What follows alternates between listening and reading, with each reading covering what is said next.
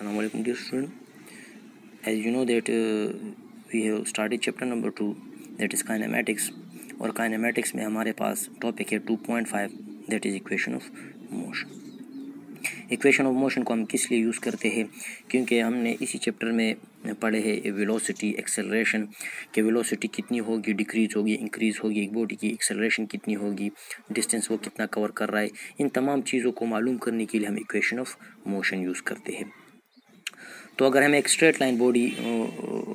Body straight line motion कर रही है पॉइंट ए से पे, उसकी वेलोसिटी वी आई है और थोड़ी देर बाद रिस्पेक्ट टू सर्टन टाइम उसकी दूसरे पॉइंट आ गया, उसकी वेलोसिटी कितनी होगी, वी एफ हो गई। और इसके difference in velocity with respect to certain time give us acceleration. तो हमने पॉइंट ए कंसिडर किया है, point A this is not the starting point ये है, लेकिन स्टार्टिंग पॉइंट पे ये बॉडी इसने स्टार्ट ली है तो एकदम से इसकी स्पीड इंक्रीज एकदम से नहीं हो सकती। थोड़ी देर बाद इसने जो वेलोसिटी गेन की है उसको हम इनिशियल वेलोसिटी कहते हैं, और रुकने से थोड़ी देर पहले, क्योंकि रुक गई तो स्टॉप हो गई, वेलोसिटी जीरो हो जाती है, रुकने से पहले उसकी जो वेलोसिटी होती है उसको हमने वी एफ का नाम दे दिया। अब इक्वेशन ऑफ मोशन को डिराइव करने के लिए हम कंसिडर करेंगे स्पीड टाइप ग्राफ, क्योंकि ग्राफ से हम ये इक्वेशन ऑफ मोशन डिराइव करेंगे। तो हम जिस तरह डिस्कस कर चुके distance time graph, speed time graph, उसी स्पीड टाइम ग्राफ को यूज़ करके हम इक्वेशन ऑफ मोशन डिराइव करेंगे। तो उस ग्राफ को हमेशा हम दो क्वांटिटीज़ के दरमियान वो ड्रा करते हैं, एक स्पीड है एक टाइम है। एक को हम इंडिपेंडेंट क्वांटिटी कहते हैं, एक को हम इंडिपेंडेंट क्वांटिटी कहते हैं। इंडिपेंडेंट क्वांटिटी को हम टाइम लेते हैं तो उसको हमने हॉरिजॉन्टल लाइन में ड्रा की है हमारे पास टाइम, और वर्टिकल क्वांटिटी हम लेंगे टाइम। जिस तरह यहाँ मैंने कहा है कि बॉडी ज़ीरो से स्टार्ट लेगी, सर्टन पॉइंट के बाद सर्टन पॉइंट से पॉइंट तक उसने स्टार्टिंग ली। अब यहाँ से इसने स्टार्टिंग ली है तो इस पॉइंट पे इसकी वेलोसिटी कितनी है, वी आई है, और इस पॉइंट के बाद इसकी वेलोसिटी आहिस्ता आहिस्ता इंक्रीज़ होगी और एक दूसरा पॉइंट आएगा बी और उसकी वेलोसिटी कितनी हो जाएगी, वी एफ। अब इस यहाँ से हम दो म्यूचुअल परपेंडिकुलर लाइन ड्रा करेंगे। बी से हमने एक लाइन ड्रा किया है और ए से हमने लाइन यहाँ से हमने एक लाइन परपेंडिकुलर लाइन ड्रा किया है। अब इस परपेंडिकुलर लाइन का लेंथ जितना है ये इसके लेंथ के बराबर है, और इसके दरमियान जितनी भी लाइंस आ रहे हैं वो सब एक दूसरे के लेंथ के बराबर होंगे। इस तरह हमने बी डी ड्रा किया है, इसका लेंथ। ये तो हमारे पास ग्राफ आ गया। ज़ीरो से हमने कंसिडर की बॉडी स्टार्ट ले रही है, एक पॉइंट ए से इसने इसकी वेलोसिटी पॉइंट ए पे इसकी वेलोसिटी वी आई हो गई है, यहाँ से इसकी वेलोसिटी फिर आहिस्ता आहिस्ता इंक्रीज़ हो गई, दूसरा पॉइंट आ गया दैट इज़ बी। तो यहाँ से यहाँ तक हमने ए पॉइंट दे दिया और यहाँ ए पॉइंट से इस पॉइंट तक हमने बी का नाम दे दिया। और जिस तरह मैंने कहा दो म्यूचुअल परपेंडिकुलर लाइन ड्रा करेंगे तो इसमें हमारे पास जिस तरह इस परपेंडिकुलर लाइन की लेंथ जितनी है वो इसके लेंथ के बराबर होगी, दरमियान में जितनी भी लाइंस आ रहे हैं वो सारे लेंथ में बराबर होंगे। तो इस पॉइंट में हमने सी का नाम दे दिया, इस पॉइंट को हमने डी का नाम दे दिया। ये तो हमारे पास ग्राफ आ गया, सॉरी। अब इस ग्राफ को यूज़ करके हम इक्वेशन ऑफ मोशन डिराइव करेंगे। फर्स्ट इक्वेशन ऑफ मोशन हमारे पास है V F equal to I plus A T, यानी यहाँ से हम फाइनल वेलोसिटी भी मालूम कर सकते हैं, इनिशियल वेलोसिटी भी मालूम कर सकते हैं और टाइम भी मालूम कर सकते इस इक्वेशन को यूज़ करके। अब इसकी हम डिराइवेशन करते हैं। We know that from the graph कि इस दो के डिफरेंस से हमारे पास एक लाइन आ रही है जिसको हम कहते हैं स्लोप ऑफ ए बी, वो हमें क्या मिल रहा है, एक्सेलरेशन मिल रहा है।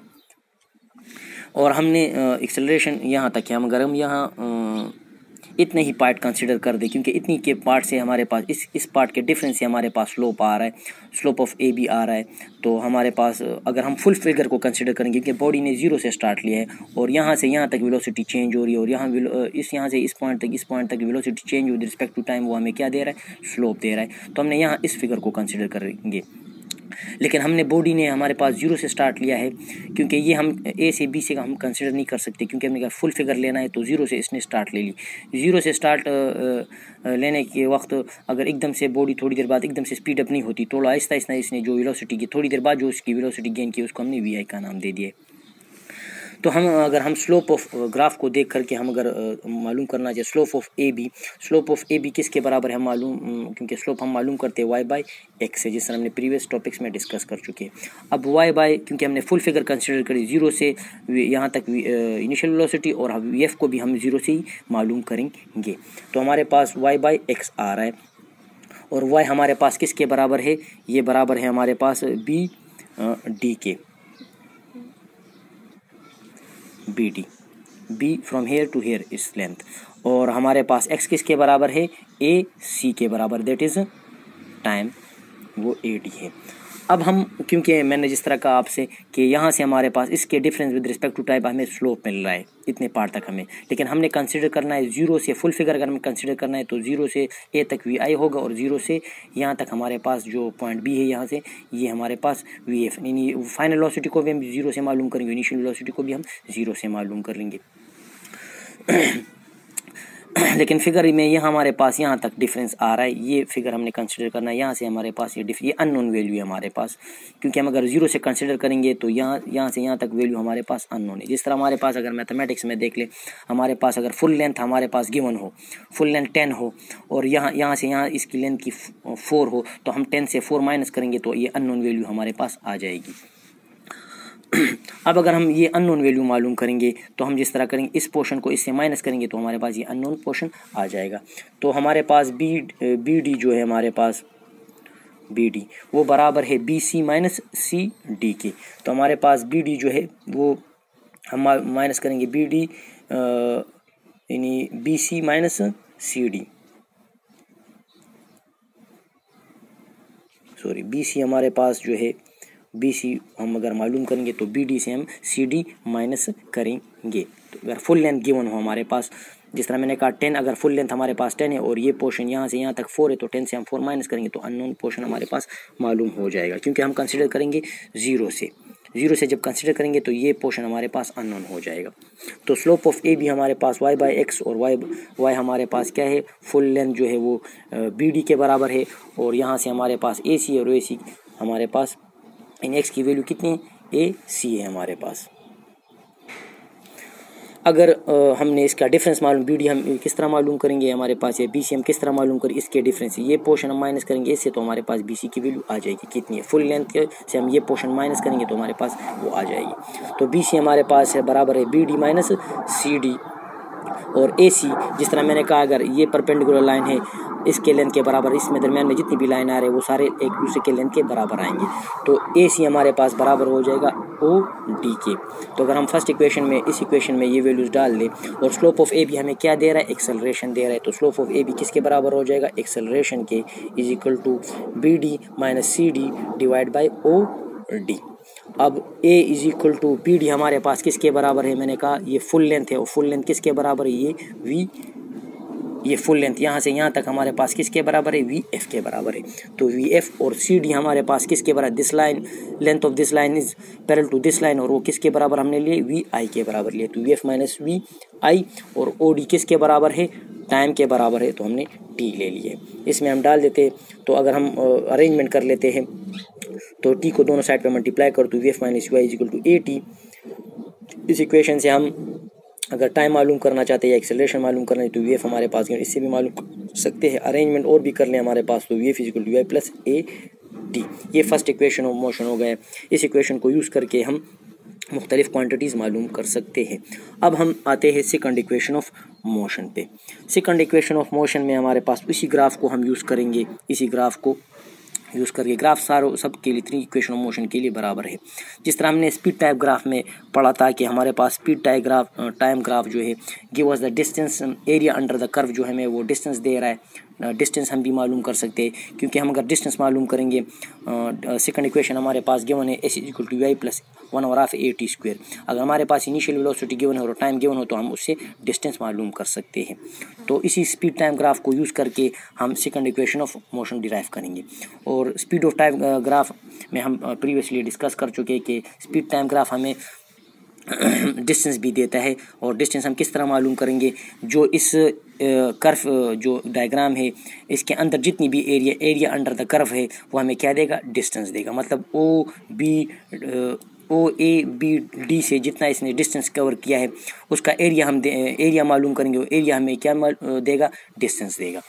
तो अगर हम देख ले डायग्राम में, distance is equal to area under the curve O B D, यानी ओ ए से फिर बी से और डी से इसने कितना डिस्टेंस कवर किया, इसके अंदर जो डिस्टेंस हमने इस कर्व के अंदर इसने जितना एरिया कवर किया है, इस एरिया ये एरिया हमें क्या देगा, हमें डिस्टेंस देगा। और अगर हमारे पास स्पीड, टाइम और डिस्टेंस को मालूम करने के लिए हम कंसिडर करेंगे regular shape objects, regular shape वाली डायग्राम हम कंसिडर करेंगे। अगर इस फिगर में देखें तो हमारे पास दो रेगुलर शेप बन रहे हैं। ये हमारे पास, ये देखिए, ये हमारे पास ये पोर्शन रेक्टेंगल बन रहा है और ये पोर्शन हमारे पास क्या बन रहा है, ट्राइंगल बन रहा है। इनकी दोनों एरिया को ऐड करेंगे तो हमें डिस्टेंस मालूम कर सकते हैं हम। तो एरिया अंडर द कर्व में हमारे पास रेगुलर दो शेप बन रहे, एक है area of rectangle plus area of triangle. अब हम एरिया ऑफ रेक्टेंगल भी मालूम कर सकते हैं, एरिया ऑफ ट्राइंगल भी मालूम कर सकते हैं। तो एरिया ऑफ रेक्टेंगल हमें पता है, जिस तरह हम एरिया ऑफ रेक्टेंगल मालूम करते हैं, लेंथ मल्टीप्लाई बाय विड्थ। तो हमारे पास हमने ये पोर्शन कंसिडर किया है, ये पोर्शन फ्रॉम OACD, ये हमारे पास, this is the portion rectangle. तो OA हमारे पास किसके बराबर है, लेंथ है हमारे पास, और लेंथ किसके बराबर है, VI के बराबर है। तो लेंथ की जगह VI मालूम करेंगे। और विड्थ हमारे पास कितना बराबर है, टाइम के बराबर है, तो उसकी जगह हम T लेंगे, तो VIT।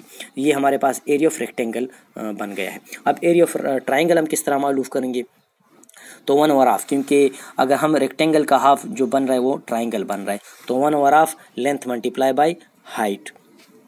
अब हम अगर 1/2 लेंथ हमारे पास ये पोर्शन, अगर हम ये कंसिडर कर ले, ये ट्राइंगल बन रहा है और ट्राइंगल का एरिया हम मालूम कर सकते हैं। किस तरह मालूम कर सकते हैं, हमारे पास लेंथ मल्टीप्लाई बाय हाइट। और ये फर्स्ट इक्वेशन में हमने मालूम किया कि अननोन वैल्यू हमारे पास किसके बराबर, गेन जो वैल्यू AT के बराबर है। तो लेंथ हमारे पास टाइम के बराबर है और ये वैल्यू हमने फर्स्ट इक्वेशन ऑफ मोशन से डिराइव किया, वो किसके बराबर है, AT के बराबर है। तो अगर इसमें हम डाल दे L की जगह T और हाइट की जगह AT, तो अगर हम ये दोनों मल्टीप्लाई करें तो 1/AT² बन जाता है। अब area of rectangle plus area of triangle plus area of rectangle में हम ये सारी वैल्यूज हम इक्वेशन ऑफ 1 में डाल देंगे, तो हमारे पास एरिया ऑफ रेक्टेंगल किसके बराबर है, VIT के बराबर है।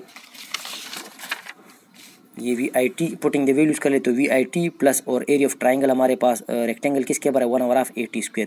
तो इसकी मदद से हमने सेकंड इक्वेशन ऑफ मोशन भी डिराइव कर लेते हैं, that is S = VIT 1/2 AT²। हम डिस्टेंस मालूम कर सकते हैं, अगर हमें इनिशियल वेलोसिटी टाइम मालूम हो तो हम उससे डिस्टेंस मालूम कर सकते हैं। अब आता है हमारे पास third equation of motion, that is 2S = VF² - VI²। अगर हमारे पास इस ग्राफ में हम देख लेते हैं, अगर हमारे पास एरिया अंडर द कर्व हमने मालूम तो कर लिया, जितना एरिया इस कर्व के अंदर आ रहा है वो हमें क्या दे रहा है, डिस्टेंस दे रहा है। अब अगर हम डिस्टेंस मालूम करने या एक्सेलरेशन या इनिशियल फाइनल वेलोसिटी मालूम करते तो हम थर्ड इक्वेशन ऑफ मोशन भी यूज़ कर सकते हैं। वो हमारे पास बराबर होगा total area under the curve gives us the distance. जिस तरह हमने कहा था सेकंड इक्वेशन में कि टोटल एरिया जो हमें क्या दे रहा है, एरिया अंडर द कर्व दे रहा है।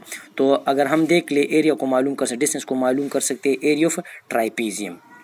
Area of trapezium sum of parallel side multiply by width. ये हमारे पास ट्राइपीजियम की शेप बन रही है, तो ये इसका एक लेंथ और ये इसका दूसरा लेंथ, क्योंकि लेंथ दोनों बराबर नहीं है तो हम इसका सम लेंगे और 2 पे डिवाइड करेंगे, यानी एवरेज इस तरह हम लेते हैं और हम विड्थ पे मल्टीप्लाई करेंगे।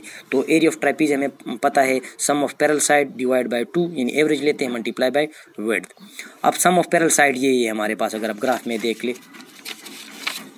ये this is the sum of parallel side, ये साइड और ये साइड, क्योंकि लेंथ में बराबर नहीं है तो हम इसका एवरेज लेते हैं।